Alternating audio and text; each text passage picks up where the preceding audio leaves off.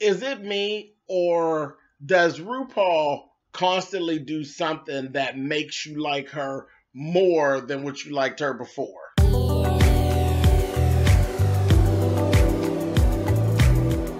I'm like, come on through, Cookie. I want to put my soapbox. That's basically it. Let's talk about drag and all its forms.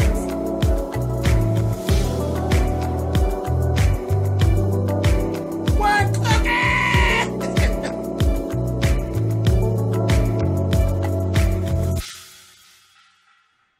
Hey guys, thanks so much for clicking on the video. This is my review for season 9, episode 5 of RuPaul's Drag Race. And like I was saying, it's just like a given that Ru, every so often, Ru does something that makes you say, you know what, damn it. You know exactly why the kids actually refer to Ru as Mama Ru. Like everybody internationally refers to Ru as Mama Ru. And that just kind of started all of a sudden. And I said, wow, that's interesting how that thing started. But she's always doing something that solidifies why that is who she is. And I'm going to get off of it right now, but I'll explain what I mean. Just keep watching. Okay, so on this episode, we actually had Todrick Hall, the fabulous Todrick Hall that is doing huge things. I mean, come on, from YouTube and whatnot to Todrick Hall. He was the guest judge, as well as he was there to do choreography and some design. And Meghan Trainor, with her talented self, was actually there as a guest judge as well. So we started off the episode with our normal Eureka and Trinity kind of doing that little thing. And then they kind of just like, you know what, Trinity was like, look, moving on. And that was really it. It was just like, we're not getting into this again. Let's just move on. And I was like, thank God, because I was getting a little tired of it. So this time we actually had a mini challenge this time, and it involved the pit crew, which we haven't seen either of those things, the pit crew or the mini challenges. So that was cool. They did a mini challenge just about doing selfies with the pit crew. And Alexis actually won. She won a $1,000 gift card for her win on the mini challenge. It was cute, you know, and a lot of them did really well. And of course, some of them were. And I think I would be kind of, you know, nervous. Not nervous. I mean, come on, I'm 45 years old, so surely I'm not nervous about half-naked men, whatever. But just nervous to be doing, like, being all up close and on camera. And it's kind of that little thing. So, but that was came through for some of them. And some of them was just like, girl, let's head it out of, you know, and they're just more outgoing people. So, I don't know. It's always that kind of little thing. You see that, like, half of the girls is kind of like, oh, okay. You know, and then some of the girls is like, you know. So, I laughed at that. But anyway, Alexis actually won, hands down for that. Then we went into the Mega Challenge. The Mega Challenge it's a musical. And I have to say, I've said it in the past, not a big fan of these musicals that they do. I'm like, okay, it's cute, it's corny, it just is what it is. This was Kardashian, the musical. I said, Lord, it's going to be corniest of the corny. But strangely enough, it had to do with Todrick Hall. So this, I actually was one of it was the one that I liked the most so far of all the musicals that they actually do. I like the Rusical that they did the one time too, when it was all about Ru's life and all that.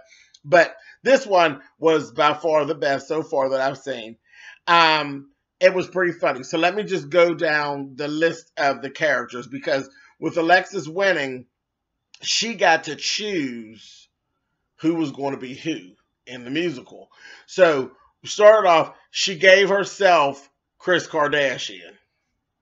Smart. She had, naturally, you know, the play would actually have the most lines for Kris and Kim. So she didn't downplay herself. Alexis was Chris. Eureka was Northwest, the baby. And she gave Cynthia Fontaine the role of Kim. I didn't quite understand that one at first, but I just kind of was like, I don't know, but okay, we'll see. Farrah was Kylie. Valentina was Kendall. Go figure. Aja was Courtney. Sasha was Lindsay Lohan. Trinity was Paris Hilton. Peppermint was Britney Spears. Didn't get that one. Shea Coulee was Black China. And then Bonina was actually Chloe. So it's like, okay, cool. Now, let's just start off first off, because this was another little part of this whole episode that drove me crazy. Nina was mad as usual. This whole episode focused on how Nina's a brat. She's a brat. And we've been paying attention to Farrah and how much Farrah whines. Farrah's whining is not nearly as irritating as Nina's whining because of the reason they whine. Farrah whines because she's just a baby fat. She's a little sissy. That's why she whines. That's what's cute for her. That's her zhuzh. That's her. And you can see that's even her when she's a boy. She's a little sissy, just cute little sissy. And that's just what she does. And I'm sure she gets her way all the time. So it doesn't really bother us that much. It bothers me when it's time to work and she pulls it. But just her and her confessionals and all. Child, I have gay children. I've had gay daughters and sons, and that doesn't bother me. That's it fits her personality, so it's cool. Nina, it's irritating. Her whine is more of a bitchy. The world is against me. She's very much a self-saboteur. The world's against her. Nobody wants to see her win. Listen, Nina, you're not the only girl who has dealt with this, okay? You're not the only girl that's ever gone through that. It's not a good place to be. I understand that. I definitely understand that. To be different. To be a different type of girl that just doesn't zhuzh with everybody in your city. Hello? Understand it. Been there, done that. What you do with that, you don't sit around and cry about it. What you do is you make those whores pay. You go out and you win all the pageants you can. You make things that, damn Beyonce said it best, honey, best revenge is your paper. That's what it is. You don't have to cower in a corner to people not understanding you or not being receptive to everything that you do. It's a lot of times because you're different. It's because you're different. When I first came out, I live in Pittsburgh, Pennsylvania. Pittsburgh is not like being in Atlanta. It's not like being in D.C. It's not like being in Ohio. Whenever I would go to Cleveland or whenever I would go to D.C., even when I went to Philly, and I performed, they understood me. Because when I first came out, I used to dance and stuff to a lot of, I did a lot of underground house type of music. And our bars are more, I don't even have a better way to say it, more white. We have more white bars. We don't really have any black bars. So sometimes it was a thing of people just looking at me like, kind of like, what is this child doing? They were used to the black queens doing, oh, and I'm telling you, I'm not going, or you're going to do something Whitney Houston, or, well, that wasn't me. That wasn't me. I didn't start off being Glamour Doll who did, all of that. I didn't even do ballads and stuff like that. I actually grew into that, which is the natural progression because, starting off drag, you don't even have the things that you need to even do that stuff effectively. And it went very quickly for me. But I know what it feels like to kind of be different. And people throw a little shade. It doesn't mean that you're not good. Because I was good. Damn good. When I learned I squeaked it, and it ended up, it was my niche. Just like that's your niche. What you do is your niche, and it's good. But you got to get off of the everybody's against me thing, because everybody in the world is not against you. Now, and like I said, I'm not going to say that to people at home, don't treat you shitty, but it is what it is. And I'll give you a perfect example of a person who went through all that shit that you went through and came out on top. And then I'm going to move on. One person, honey, Sharon Needles. Sharon Needles was treated like fucking shit in this city, okay? And you're hearing it from me. I'm saying it, and I would repeat it in front of our mayor and everybody else. Sharon Needles was treated like shit in Pittsburgh until she won RuPaul's Drag Race. And now they all lined up and they'll eat a mile of Sharon shit. But before that, no, Sharon wasn't respected. Sharon wasn't spoken about nicely, nor was she treated nicely. I've always liked Sharon because she never took the shit. She always said whatever, and she did what she did and did the hell out of it. Did what she did and did the hell out of it. Now, on that, I'm getting ready to move on because I'm not going to give any more time to this. But Nina, you need to get it together because it's not endearing. It's not giving you a good look. And quite frankly, it's a little irritating. Everybody's not against you. Everything is not meant to sabotage you. You are your worst enemy in this competition. So that what I can see so far. So I hope that they turn this around because it actually ended up coming back on her on the main stage.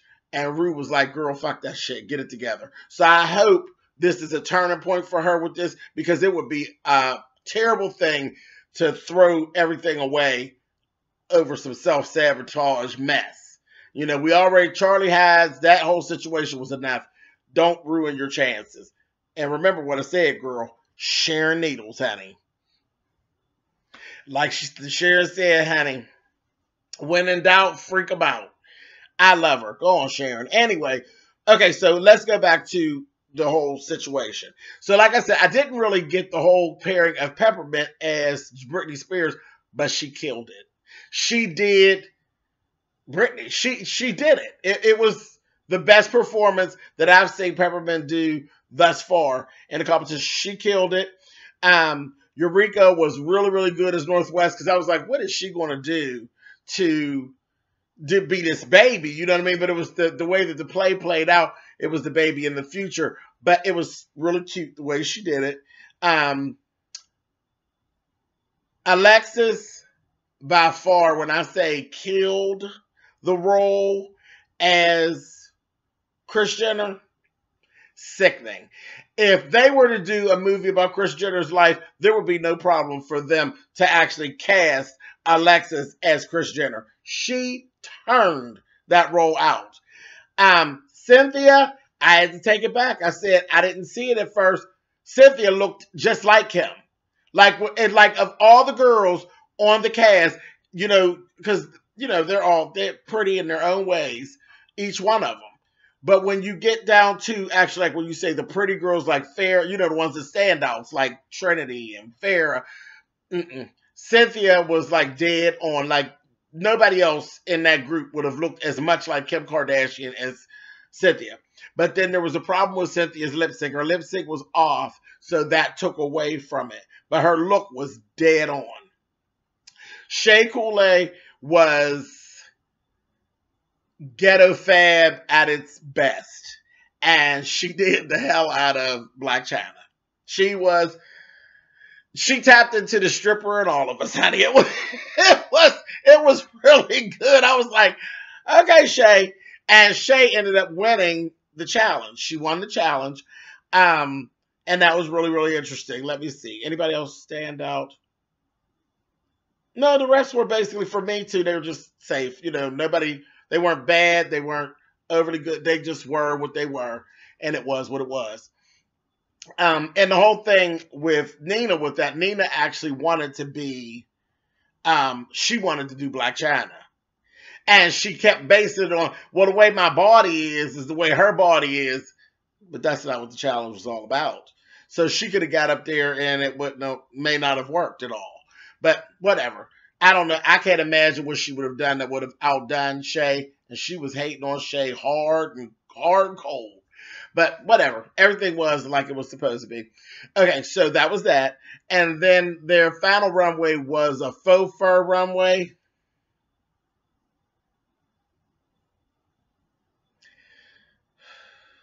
Okay. I just didn't get it. It was I didn't get it. There was nobody. I'll say Farrah.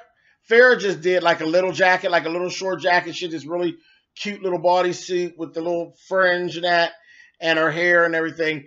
Her look overall kind of worked for what her character is, so she looked okay. Everybody else to me looked like a hodgepodge of mess. You know, it was like, okay, it's faux fur, but are we making fun of faux fur? Or are we trying to take faux fur and make it look like something more expensive? Because all of that stuff just looked like a hodgepodge of mess.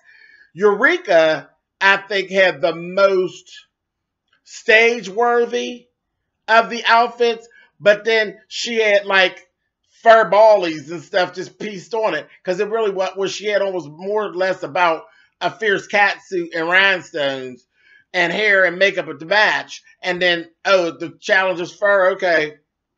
You know, that's what it looked like. It was like a hodgepodge of mess to me. The only one that looked like something that I might would say, okay, well, I would put that on, was Farrah. You know, the rest of that mess was just that. It was a mess. It was a mess. Trinity's, you know, was more a costume. She was like this whole jungle. She was giving you Jana of the Jungle type of thing. It didn't look cheap and cheesy, but again, looked like a costume, you know. So I just didn't get that. That challenge, that was like, they could have killed that. I didn't have to have all that. And that shit that Cynthia had on, I was giving, girl, Eskimo Couture, no ma'am. So I wasn't crazy about that. But anyway, so, oh, and this whole time, now we saw Eureka's on crutches. She hurt her knee. She had mentioned that she had hurt her knee during the cheerleading challenge in the first episode.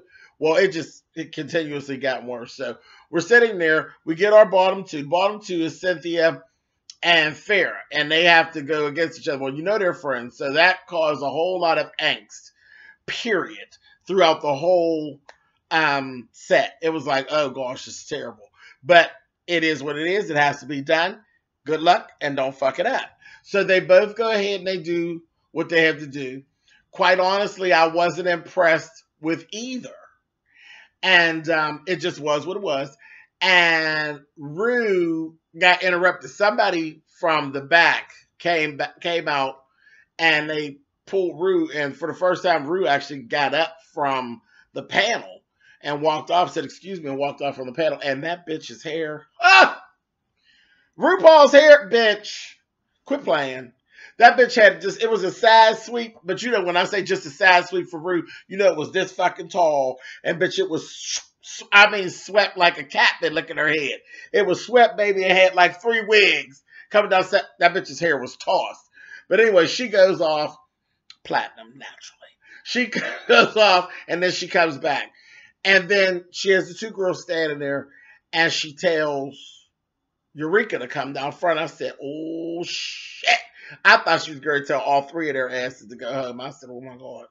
And she didn't. She ended up telling Eureka, you know what? I've gotten word from your doctor, and in good conscience, I'm not going to allow you to go further in the competition. So, for me, as sad as it is, Ru went out of what it is that she's trying to do. It wasn't all about her. It ain't about what I need for my show. It was about, girl, I refuse to let you damage yourself, because she's a dancing queen. So she could very well, she kept going, she's going to damage herself. Ru wouldn't even allow her to go further and damage her. I said, girl, every time I see you, but you tend to do something that makes me like you even more. And I thought that was like, awesome. But then, on top of it, to put the goddamn cherry on the top of it, told her, girl, you got an open invitation to come back for season 10. She don't have to audition or anything, bitch. All she has to do is wait on her plane ticket, baby, and come on back. I said, girl, you...